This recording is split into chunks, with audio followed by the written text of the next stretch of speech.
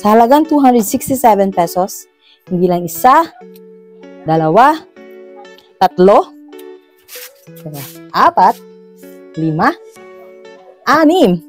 So, ito guys, nasa halagang 270 pesos, meron ka lang matatanggap from Shine Pro na 6 na products. Itong part na to, they are toilet cleaners. Mayroon siyang different odor na pwede niyong pagpipilian. This one is the classic odor. Yung parang pang toilet talaga, pang linis talagang toilet. Yan yung amoy niya. Kung ayaw nung amoy na pang CR talaga, no? Yung pag naglinis ka talagang amoy CR, wag to. Dito kayo, sa lemongrass or sa floral scent. Ayan, marami naman kayo pagpipilian eh. Lugi dito sa toilet cleaners ng Shine Pro kasi 500 ml na to per bottle. And not only that, it also has strong odor and stain removal. It has an antibacterial ingredients that can help remove hidden bacteria sa ating toilet and bath. And also it has a descaling factors that can help disintegrate or quickly disintegrate urine scales.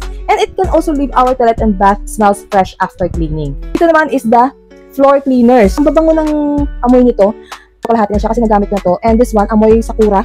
Mabango to. Amoy bulaklak. Yan. Ito naman, itong blue, amoy pang mayaman. Kasi may amoy siyang, hindi ko ma-describe. Pero pang musky ang amoy mayaman. Pang hotel, yan, pang hotel ang amoy nito. At ito naman, amoy orange talaga. Yan. Pag nagpunta kayo sa Yellow Basket, marami pa namang ibang amoy doon na pwedeng pagpipilian. Pero ito yung pinili ko. And ang floor cleaner naman, ay ang galing nito pandinis sa sahig. Yung mga minsan sa sahig natin, lalo na kapag naka-tiles, at may mga alaga kayong aso pusa sa bahay ninyo. Yung mga lagkit-lagkit na nakikita nyo sa sahig, nakakatulong ito. Ang galing niya mag-remove ng stain. Ihalo mo lang siya sa tubig na tapos gamitan mo ng mop. Alam mo yun, for less than 300 pesos, meron ka ng 6 na products na to na pwede mong matanggap from Shine Pro. And ang laking tipid yun at laking tulong yun sa ating mga may bahay. Diba? Ang mamahal kayo nito, ito 500 ml to ang bawat isa. Magkano ang mga ganito sa mall? Mahal. Dito sa halagang, let's say 300 pesos na lang, hatiin mo, 150. O, diba? Kaya kung ako sa inyo, mag-check out na kayo, lagay ko na lang yung link sa Yellow Basket. Okay? Thank you for watching. Bye!